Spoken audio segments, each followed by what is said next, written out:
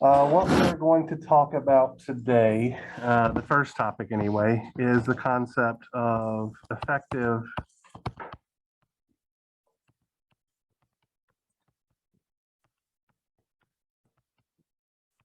values.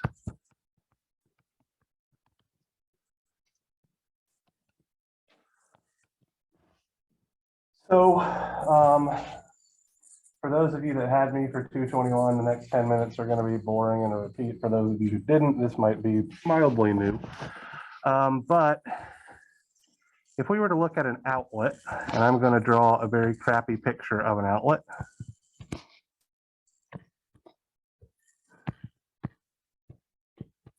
It would look something like this, where this terminal corresponds to what's called a hot wire. This terminal corresponds to what's called the neutral wire.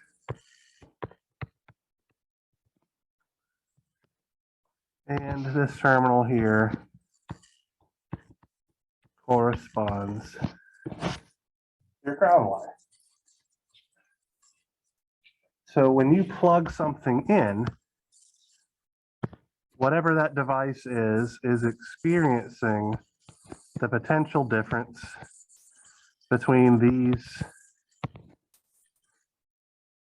two terminals. So I'm just going to call this B for right now.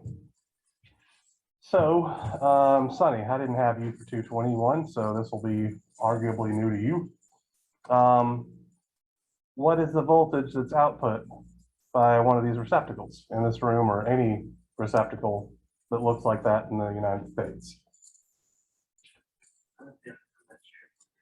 Coy, Luke, Jared, any of you guys? 120. Okay, so you said 120 volts. Now, in the United States, power is distributed using AC systems, not DC systems. So is that 120 volts an AC quantity, a DC quantity, or you're not really sure? All right, that's a good answer, okay? So what I mean by that is, since power is distributed as an AC signal, we should expect to see a time varying voltage appearing across the terminals of these receptacles. And if we hook that up to an oscilloscope, we absolutely would. But the 120 volts that we commonly hear being the voltage present across the terminals here in the US is what's known as an effective value of the voltage. So it is a kind of a shorthand notation for the voltage present across the terminals of the device. So we're going to call this the RMS. Now, the actual time domain voltage is going to be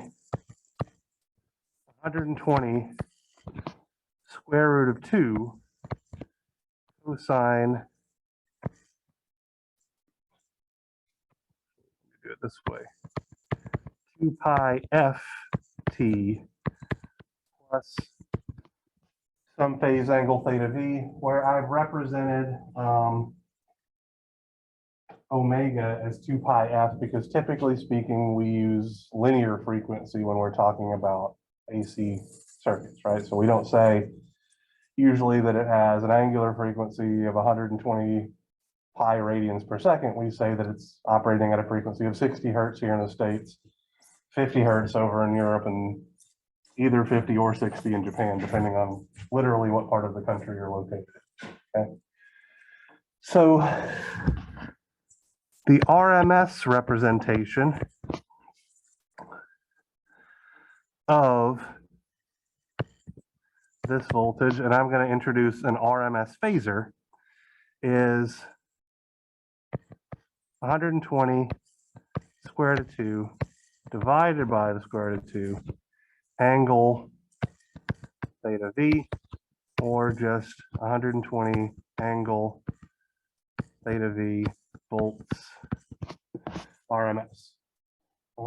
prove or show where this dividing by square root of 2 bit comes from momentarily. Okay. So the concept of effective values is used to not have to carry around all of this information. Okay. A lot of times we don't particularly care about what the instantaneous value of the voltage is. We just kind of want some representation, not necessarily of the average value of the voltage, because the average value of this voltage would be what? 0, because it's a sinusoid. So we choose to represent these signals with what's called the RMS value, which involves taking the square of this signal, and the average value of the square is a non-zero quantity. So it's related to the power that's delivered to an arbitrary 1 ohm load. Okay. So let me explain what I mean by that. In a DC circuit, power delivered to a resistor is simply, the DC voltage squared divided by the resistance value, right?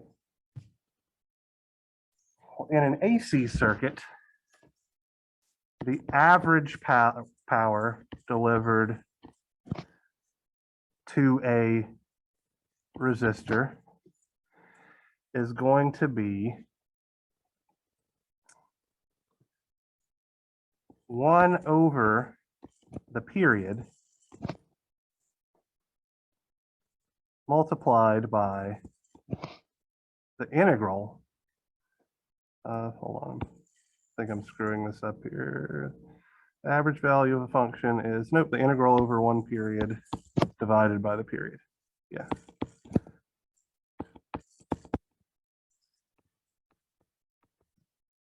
Which is going to look like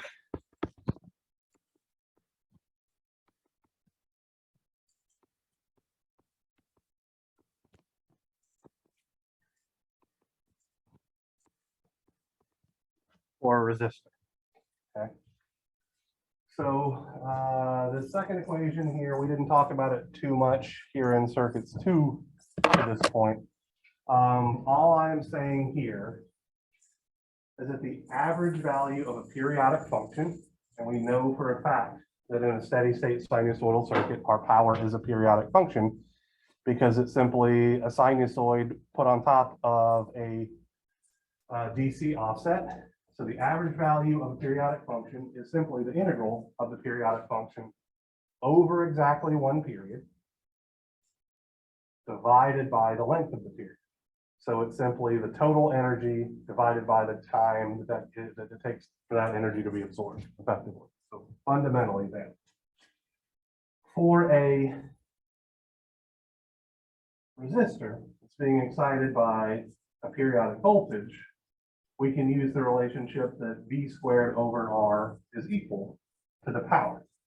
Now what we're going to do is we're going to equate these two quantities, and we are going to figure out what DC value of voltage delivers the same amount of power to this arbitrary resistance R. Okay, that's the whole purpose of the effective value. Delivers the exact same amount of power. So if I say that V, I'm going to call this V effective now, or VRMS. Well, let me do VRMS. Squared divided by R is equal to 1 over T times the integral from 0 to T of the instantaneous voltage waveform divided by R dt. It's pretty easy to see that my factor of 1 over R doesn't actually mean literally anything. So I don't even need to know the resistor value to quantify the power here. So we can scratch these guys out. And I can obviously then find that the RMS value, or the DC value that delivers the exact same amount of power as my AC voltage waveform, I just need to take the square root of both sides.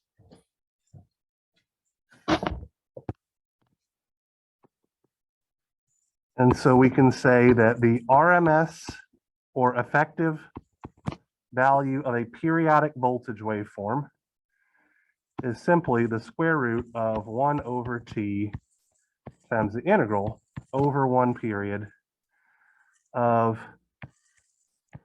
the square of the voltage waveform. We could do a very similar relationship for currents, where we would have the effective value of the current, P DC is I RMS squared multiplied by R. And inside the integral, we would have I squared times R, and we wind up getting literally the exact same result. So I'm going to say I RMS is simply the square root of 1 over the period divided by, excuse me, 1 over the period multiplied by the integral over 1 period of the current waveform squared. So our effective value relationships literally are the exact same equation, except in one we use voltage and then the other we use current. All right, so let's take a couple of minutes here and determine the effective values of some common wave shapes that are used in electrical engineering, okay?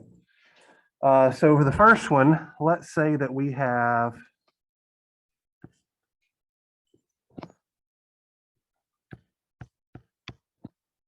a voltage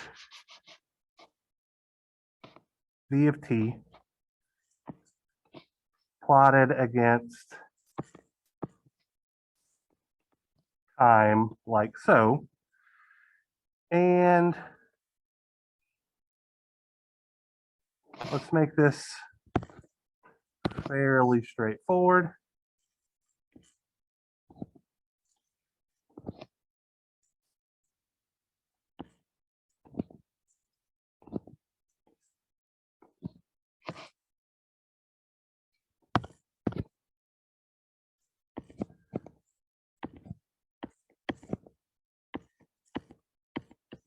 With a sawtooth wave having a particular period, capital T, and having a maximum value of, let's call it V naught, like so, okay? So this is a sawtooth wave that continues to repeat. It scales up until linearly until it hits its maximum value and then falls effectively instantaneously back down to 0 and repeats over and over and over again. All right. If we wanted to determine the effective value of this guy, we could literally plug a mathematical representation of this waveform into our equation. Okay. So VRMS sawtooth would be the square root of 1 over the period, which is literally just t in this case, capital T, the integral from 0 to capital T, the period. And then I need to come up with a mathematical expression for my waveform as a function of time, lowercase t. So I chose to have no offset here to make things easy. It's fairly obvious that over the interval of exactly 1 period, if it starts at 0 and ends up at V naught, this is simply V naught divided by capital T, the period, multiplied by lowercase t time. So it's just simply a y is equal to mx plus b format, where the slope is the change in the voltage divided by the change in the time that it took. So this is going to look like V naught over capital T multiplied by T. I square this quantity and I'm integrating that square, right? So this is the same thing as V naught is a constant term, capital T is a constant term, so I can pull those to the outside of my integration. So this is going to become V naught squared over T cubed times the integral from 0 to T squared dt. Everybody okay with the step that I've taken to go from here to here? Nothing wild or crazy. One of the mistakes that I see students make the most is forgetting to square the waveform, which it isn't an RMS value if you don't square it. So what's the integral of T squared? Yeah, 1/3 T cubed, absolutely right. Or T cubed over 3, however you want to put it. So this is just going to look like V naught squared over T cubed multiplied by 1/3 T cubed evaluated at T and 0, or V naught squared over T cubed multiplied by capital T cubed over 3 minus 0. And we'll go ahead and stick this right here. Obviously, the T cubes cancel each other out, and so this simply becomes V naught divided by the square root of 3. So for any sawtooth wave like this, and so what I mean specifically is there's no delay before the next rise time. We have an effective value that's just the max value divided by the square root of 3. If we were to change what's called the duty cycle of this guy, which is effectively how long the signal is active compared to how long it's 0, that would obviously change the value because it's going to change the value of T here, right? So we would have effectively what I'm saying, just to make this more clear, I guess, if we had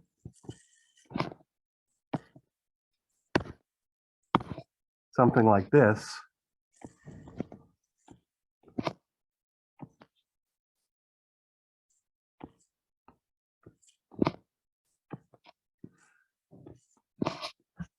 still a periodic function, still sawtooth looking, but now our period has changed, and that's effectively going to change our integral and therefore change our effective value. Okay, so we do have to pay attention. We can't just say arbitrarily, anytime I have a bunch of triangular pulses, I simply take the max value and divide by the square root of 3. That's only true when there's not a delay between the triangular pulses. Let's talk about a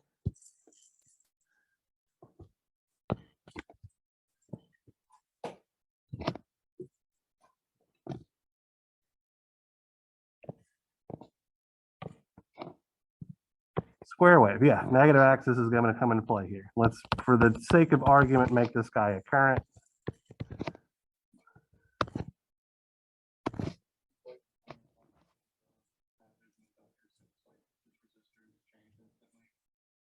No, these equations apply for any periodic wave shape. The circuit that's connected to it does not matter because we are not dealing with a circuit at all. We are simply representing we are determining what DC voltage would deliver the exact same amount of power as our AC signal of interest. And the constraint here is that the AC signal has to be a periodic quantity.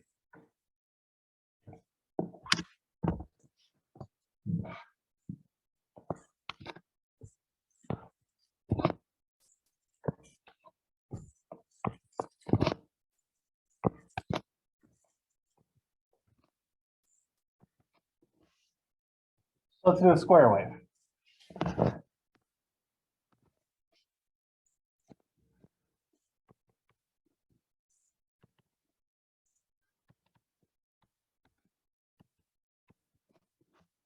This is one period, right? So if we're looking at the leading edge of when it rises to the next leading edge of when it rises, or we could look at the trailing edge to the trailing edge, or the midpoint of the positive peak to the midpoint of the next positive peak, however we want to define the period. It's all going to be the exact same thing. Let's call this current I naught, this current negative I naught.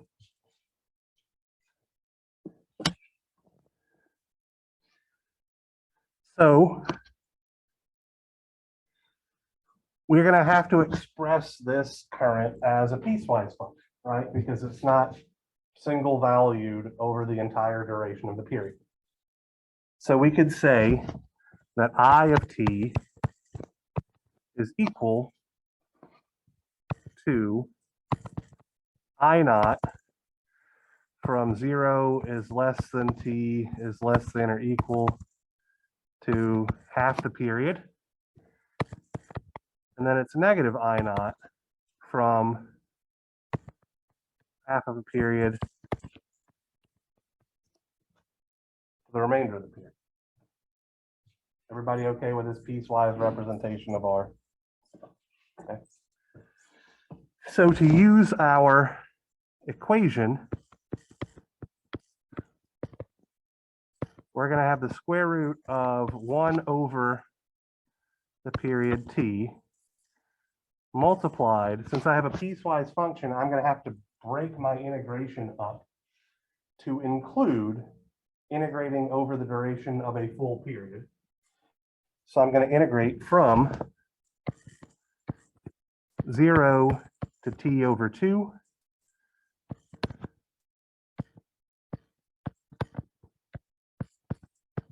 plus integrating from t over 2 to t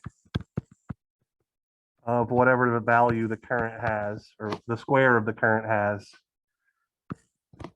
over that interval.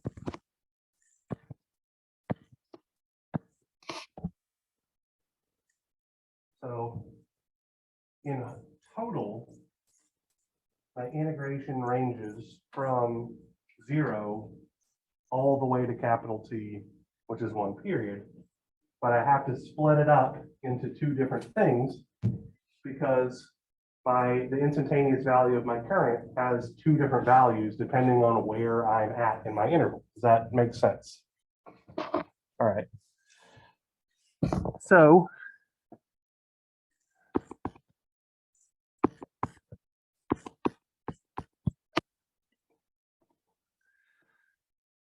I'm going to go ahead and just substitute in my relationships here. So 0, t over 2. This is just going to look like I naught squared dt plus the integral from t over 2 to capital T of, again, I naught squared dt.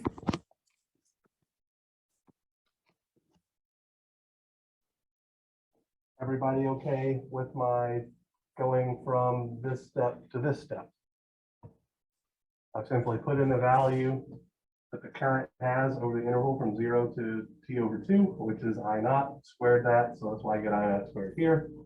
On this guy, I've simply put in the value of negative I naught squared that, which is I naught squared, thrown it in here.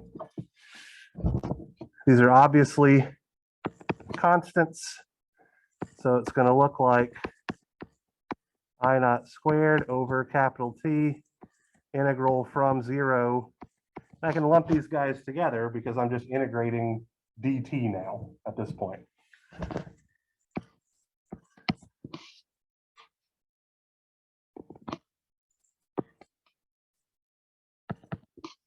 The integral of dt is just t. I'm going to evaluate t at capital T, the period, and 0, And so what I wind up getting is the square root of I naught squared over t multiplied by t minus 0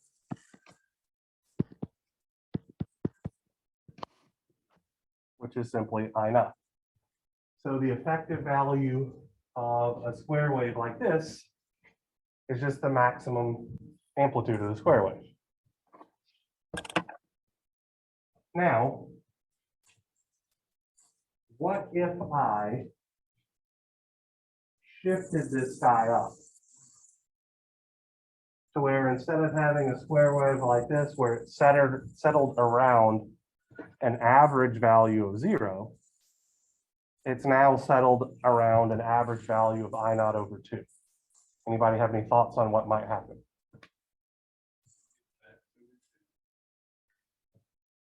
The max over 2? Let's test it.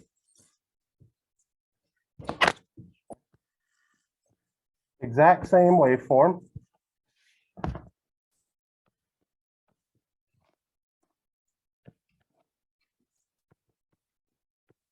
Here's t, here's I of t.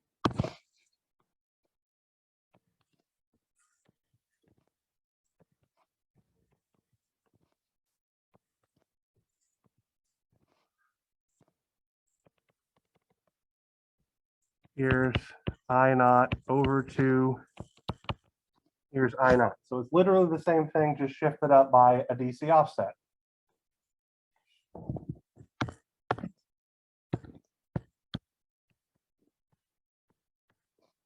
Period of the signal didn't change at all. So this is a different kind of messing with it than we talked about a couple of minutes ago.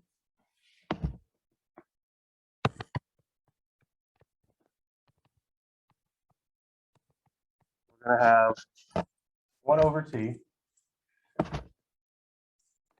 times the integral from 0 to t over 2 of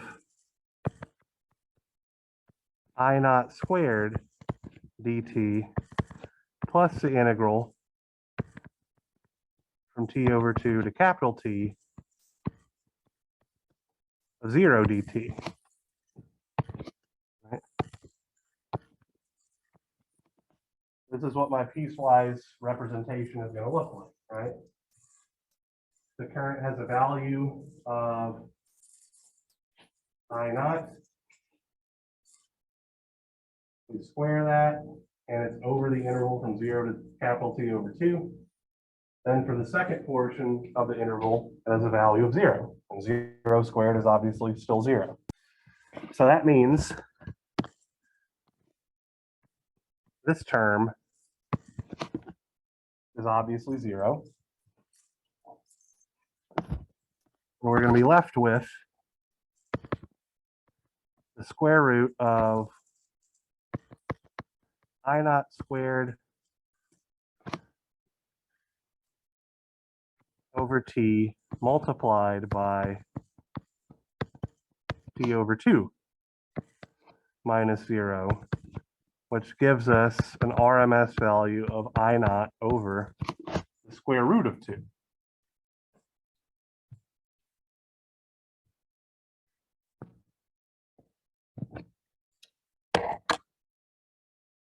Anybody have any problem following the math on this guy? All right. Let's bring things back around to our real signal of interest here, which is a sinusoidal function. Okay. So let's say that V of t is Vm cosine omega t plus some phase angle theta v. One of the things that I'm going to need to know here is the period of my sinusoidal function, or at least how the period relates to the quantity omega. Anybody remember what that relationship is? So omega, okay, let's start from there. omega is equal to 2 pi f, where f is the linear frequency. Well, what's the relationship between the linear frequency f and the period, capital T? 1 over f is equal to t. Absolutely right. So all that means is, so this is effectively saying the angular frequency is 2 pi times the number of cycles per second, and the number of the inverse of the number of cycles per second is the seconds per cycle, effectively, right?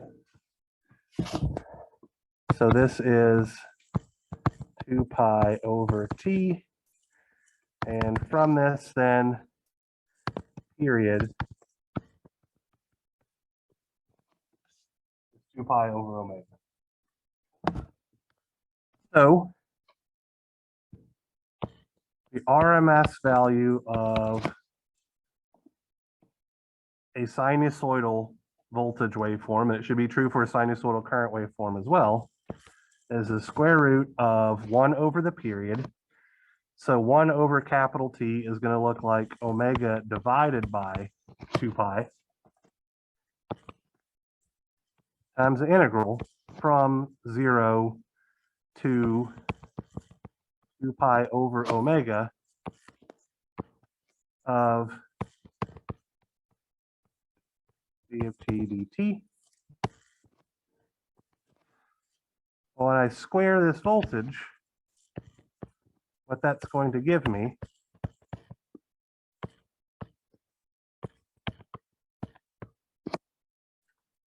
is 1/2 Vm squared plus 1/2 Vm squared cosine twice omega t plus twice theta v.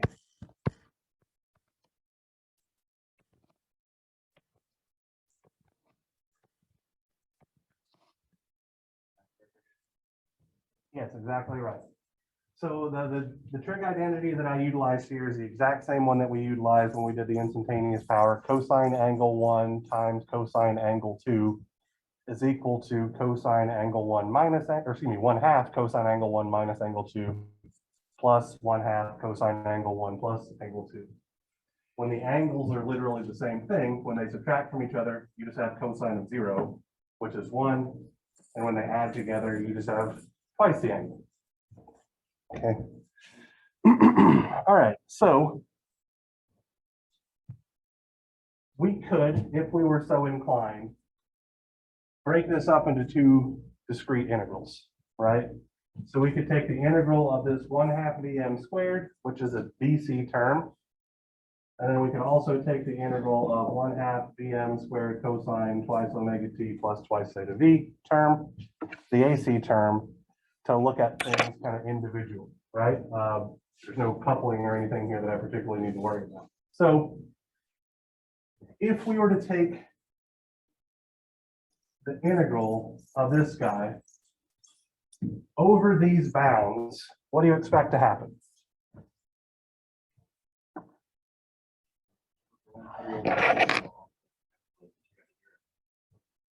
So yes, but no. So let me explain what I mean by that, okay? We're not looking at the cosine function. We're looking at the cosine squared. Or well, we're looking at a cosine function, but this twice omega t was the frequency or the period of this guy. This guy's oscillating twice as quickly. So the question then becomes, does that matter? What's the average value of or what's the integral of a sinusoidal function over an integer number of periods? In this case, it's exactly 2 periods for this double frequency term, but what's the integral of a sine function over any integer number of periods? Still 0, right? Exactly half the time it's above, exactly half the time it's below. So the integral of this whole term right here goes to 0. Again, because we are integrating this over exactly 2 periods when we integrate from 0 to 2 pi over omega. And we're just left with that DC term.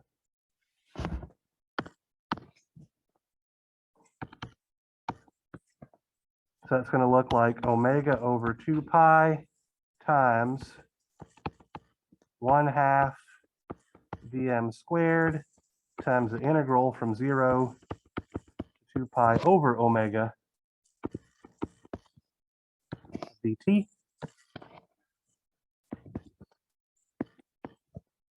Which will then give us omega over 2 pi times 1/2 Vm squared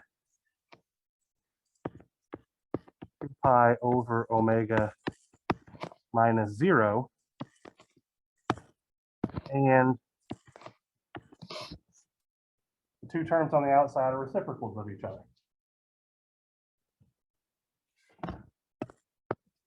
Giving us simply the magnitude of our sinusoidal function divided by the square root of 2. So I find that kind of interesting personally, because the effective value of a sinusoidal function and the effective value of a series of rectangular pulses with a 50% duty cycle look wildly different, but deliver the exact same amount of power to an arbitrary load. Yeah, it is actually quite convenient. We can play around with wave shapes and all that kind of good stuff to make things work. That is part of how a inverter works. Like an inverter is a device that's used to convert a DC. Electrical engineering is weird. An inverter in a digital logic circuit means you put a 1 in, you get a 0 out. That's not the type of inverter I'm talking about here. I'm talking about an inverter that is used to convert DC voltages into AC voltages to be connected to the grid or something like that. And it literally works by chopping up sine waves, like taking rectangular pulses and forcing them to look like sine waves effectively, using some interesting switching characteristics. That's pretty much exactly what it's like. Yeah. All right. So I think we have beaten the concept of effective values to death, and we've finally gotten to the relationship that's particularly important for us because we're dealing with steady state sinusoidal circuits. Now, one thing that I do want to note here is that the only information that got carried over was the magnitude. Okay. So let me be explicit about what I mean by that sentence. Okay. We derived the effective value for our cosine function here, where we didn't know what omega was, and we didn't particularly care what theta v was. And we found out that our result is independent of the frequency of oscillation as well as the phase angle that we started with. Okay. So I want to define what's called an RMS phasor, which is going to keep a small portion of that information that got thrown away. Okay. So I'll do that down here. So if we have V of t is equal to Vm cosine omega t plus theta v, we know that the phasor representation of this voltage is just Vm angle theta v, right? The only thing that we keep is the magnitude and the phase angle. Our RMS phasor, which I'm going to denote by a squiggle over the top instead of just a bar, takes this magnitude and divides it by the square root of 2. So it's literally V bar over square root of 2, which is VM angle theta V over root 2. And I'm going to call this VRMS angle theta V. So in homeworks, exams, etc., if I give you a quantity and I say that it's 117 angle 0 degrees volts, that means that we are using a phasor quantity. If I give you 117 angle 0 degrees VRMS, we're using an RMS phasor quantity. The complex power relationships that we are about to develop are all dependent on RMS phasor quantities. Okay, so I may try to trip you up by giving you RMS quantities. You simply need to divide the magnitudes by square root of 2, and then you're good to run and apply the equations that we're about to develop. All right. Okay. So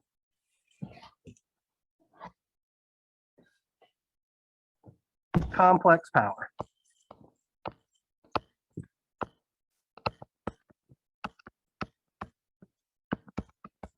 We can now begin on the 15 pages of notes I have.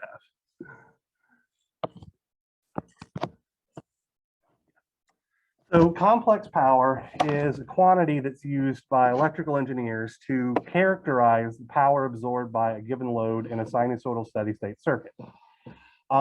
It is a very powerful quantity to be able to calculate because of the wealth of the information that it contains. Okay? So as we're going to find out, buried inside this quantity complex power is the quantity average power, which tells us what portion of our power is capable of performing mechanical work in a system. Then there is the reactive power, which tells us what portion of our absorbed power is just sent back and forth between the source and the load. There is the apparent power, which is used for a design constraint. It's effectively the worst case scenario that you could see. So that's why you design towards that to include safety. It also has the power factor built inside, which is a measure of the efficiency of your system.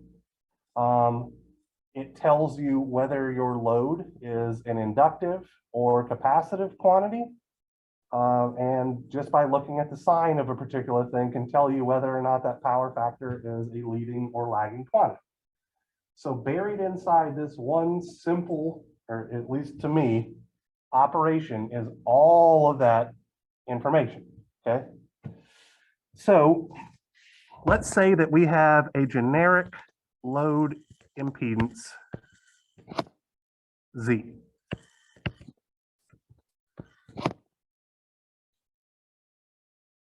Over which there is a phasor voltage V, and through which there is a phasor current I. Our phasor voltage V will be of the form VM angle theta V. Our phasor current I will be of the form IM angle theta I. And we can go back and forth between the frequency domain and the RMS phasor domain by simply dividing and multiplying by a factor of square root of 2. So this is, again, V over square root of 2 is what I'm going to call VRMS angle theta V. And the RMS phasor I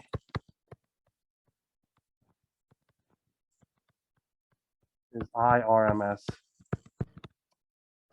angle theta I. And just to make it very, very clear, frequency domain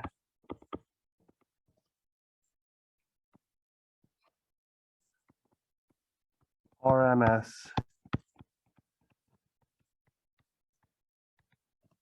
phasor domain. Okay.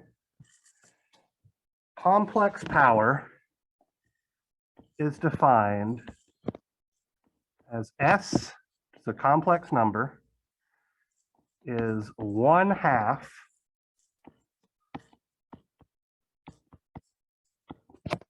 phasor voltage V times the complex conjugate of phasor voltage I, or alternatively, RMS phasor voltage V multiplied by the complex conjugate of RMS phasor I.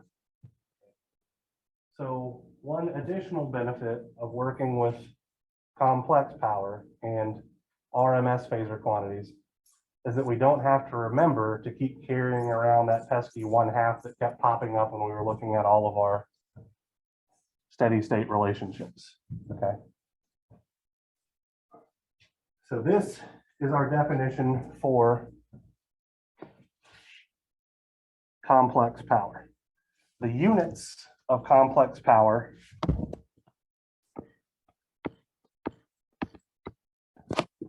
are the volt ampere, okay? So dimensionally, we are multiplying, if we look at simply the frequency domain relationship, we have 1/2 times voltage measured in volts times current measured in amps. A volt times an amp to this point has been a watt, right? The problem here is that watt is what's traditionally used to measure average power, or the real portion of power, the part of the power that's capable of doing mechanical work. Since S is a complex quantity, because it's a product of two complex numbers, there is going to be some portion incapable of doing mechanical work. And so to distinguish between these parts of power, we use different units, okay? So dimensionally, a volt ampere is literally the exact same as a watt, but when we use the phrase volt amperes, we are referring to complex power, or as we'll find out in a minute, apparent power, which is simply the magnitude of the complex power. Okay. All right, so if we were to substitute in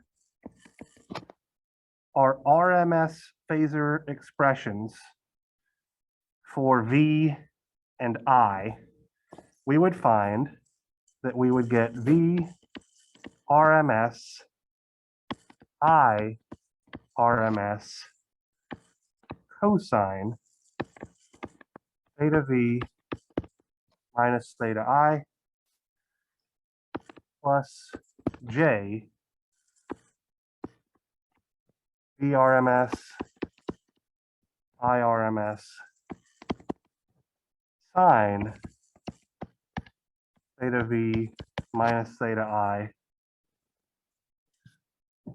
in rectangular form. And I'm going to give myself some room, or VRMS IRMS angle theta V minus theta I in polar form. All of these constituent parts have different names, okay? So we're going to call this guy right here the average power P.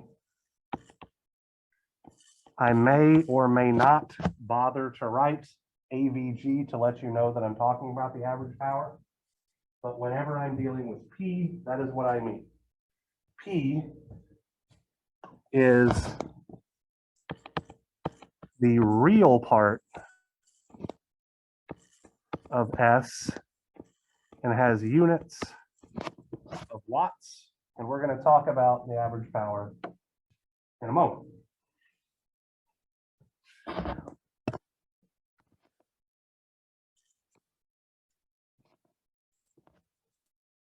This guy right here The imaginary part of the rectangular form is what we're going to call Q.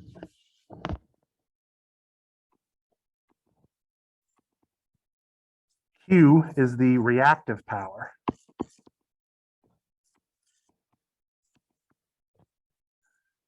And its units are volt amperes reactant, or VARs. Let me write this down here. Reactive power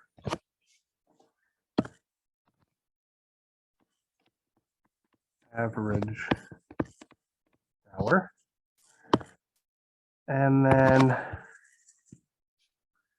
we come down here.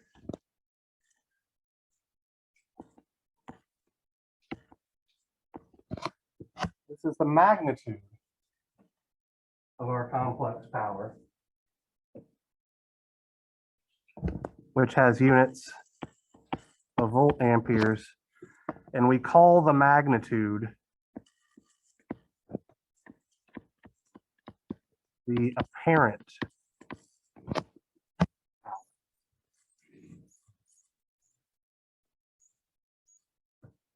And then finally, this quantity right here is what's known as the power factor angle. So these are the four parts that we get by simply performing that complex multiplication. Okay. So by multiplying the phasor, RMS phasor voltage V times the complex conjugate of the RMS phasor current I for any particular load, or really any particular element, we're able to determine the average power absorbed by that element, the reactive power absorbed by that element, the apparent power absorbed by that element, and the power factor at which that element operates, just by looking at either the rectangular portion of that numerical result, which gives us average and reactive power, or the polar form of that numerical result, which gives us apparent power and our power factor angle. Ian. Is the power factor angle also the same as Z? Look at the. You are exactly correct. If we look at the impedance, yes. Yeah. The power factor angle, theta V minus theta I, is literally identical to the angle of the impedance, which is theta V minus theta I, from the fundamental definition for impedance. Absolutely. So if we can quantify what the numerical value of our impedance is in polar form, we can get the power factor from that without ever actually doing any power analysis whatsoever. Absolutely correct. All right, so let's look at the real portion first. Okay.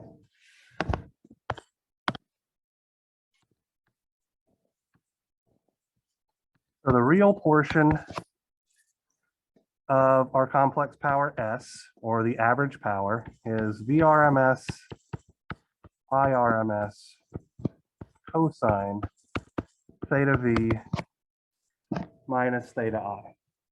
Okay. This represents the average power absorbed by a load expressed in terms of our effective values seen by our load impedance Z. But we can do something here that's pretty easy, right? This VRMS is just VM over root 2.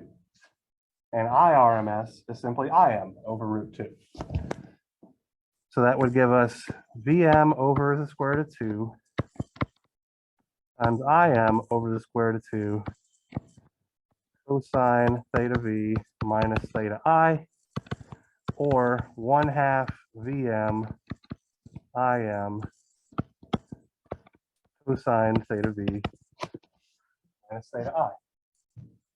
This is the exact same average power relationship that we got looking at instantaneous power absorbed by our load. Okay, they literally represent the exact same quantities, just from different ways of looking at things.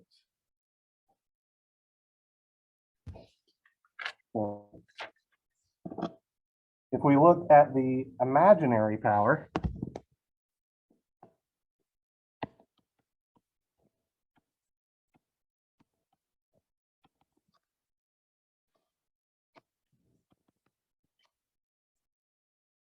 we have VRMS, IRMS, sine theta V minus theta I. Okay. So, as I mentioned a couple of minutes ago, the reactive power is a portion of the complex power that is incapable of performing mechanical work. Okay.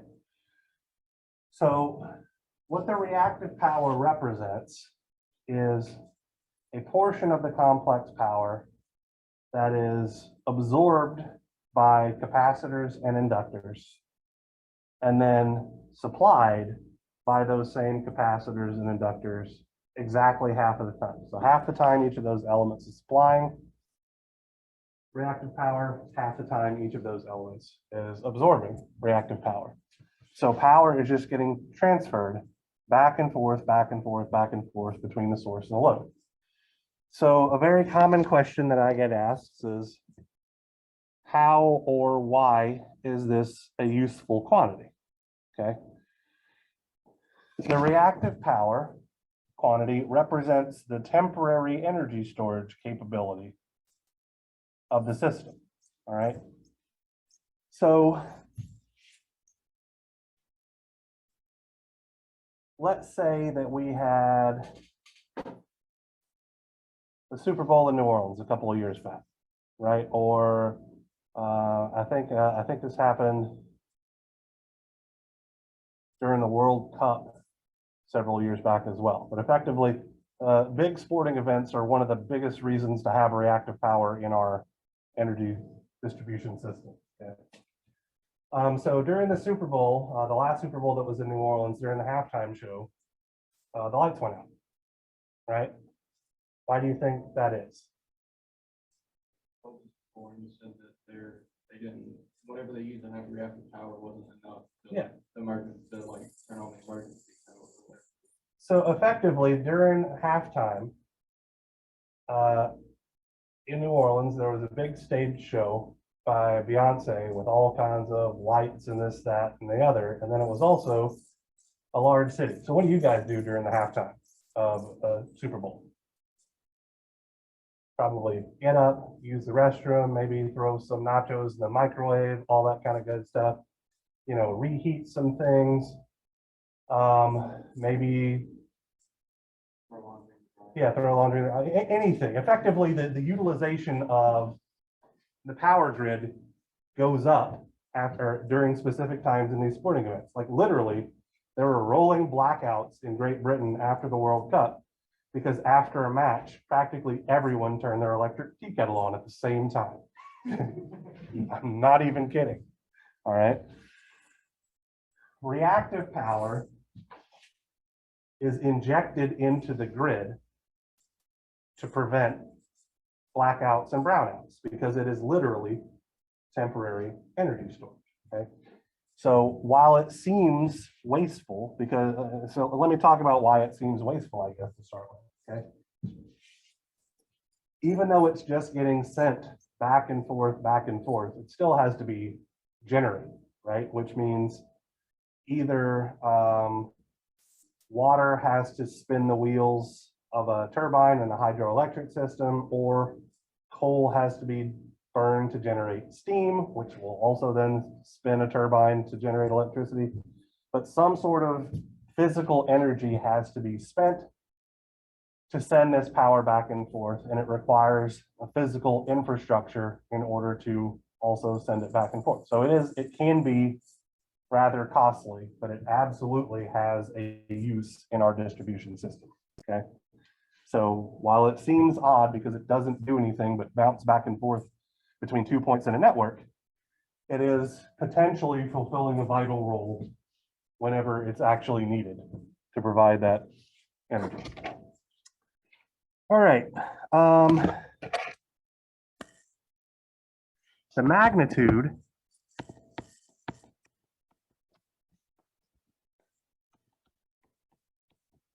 of the complex power.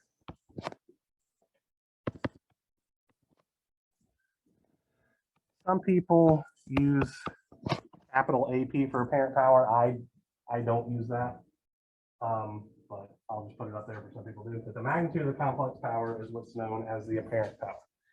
So the apparent power represents the total power absorbed by a load without considering the differences between the voltage, the phase angles of the voltage and the current. Okay, so it literally represents the worst case scenario because it's effectively representative of the peak value of the voltage multiplied by the peak value of the current. Okay. This is a quantity that's used to design and to specify electronics. So if you've ever tried to purchase a generator, which you probably haven't, maybe a couple of years down the road when you're buying a house and all that kind of stuff, you want to, you might do that, but you might be working on speccing a UPC for your computer because you don't want you to lose your video game progress or, you know, your grades or whatever and all that kind of stuff due to a power outage. These devices are quantified by both their apparent power and their average power, okay? So they tell you, like you might get a UPC that says it's rated for 2100 volt amperes and 1800 watts. So that means you can afford to connect a few inductive loads like small fans and stuff like that to it without causing it to fail or to not perform correctly. Whereas if it was just rated for, if it was rated for 2100 volt amperes and 2100 watts, that means you could only connect DC systems to it in order for it to work properly. Okay. Related to generators having like starting power and running power? So starting power and running power for a generator is all about the locked rotor current. So let me explain what I mean by that, okay? So in a rotating electrical machine, particularly AC motors, actually, specifically, okay? When the rotor isn't turning, the internal inductance is just a wire, right? Once it starts to actually spin, then you start to see some impedance. So the impedance of that inductance goes from 0, because it's at DC, to some finite value. Well, as that impedance increases, the current decreases, okay? So that internal or that initial current, which is usually called the inrush current or the locked rotor current because the rotor isn't moving, usually 6 to 10 times larger than the continuous current, which means you're absorbing potentially 6 to 10 times as much power for those few milliseconds while your motor comes up to speed than you are while it's working under a continuous load. Apparent power isn't necessarily related to that, but it does come into play. Brandon. Would that be the same concept as second power? Specifies the cranking amps. So I'm honestly not sure about that, because an internal combustion engine and an induction motor are two vastly different quantities. Like, I understand why it takes a lot of energy to get an engine to turn over, because, you know, the crankshaft and all that kind of thing are very, like, physically very heavy. So it requires a whole lot, effectively a burst of torque to get it to start to spin. And then once it spins, that takes over, and then you're actually able to recharge your battery using the alternator and all that kind of good stuff. But I'm not a mechanical engineer, so I'm not super sure on what the relationship between the cranking current that's required by a battery and the mechanics of getting the engine to spin are, because that's ask Mikey. All right. Okay, so the next thing that we're going to talk about is the power factor. We only have about 4 minutes left of class, and I have, I think, about 6 pages of notes just on power factor related stuff. So let's call this a good stopping point for the day.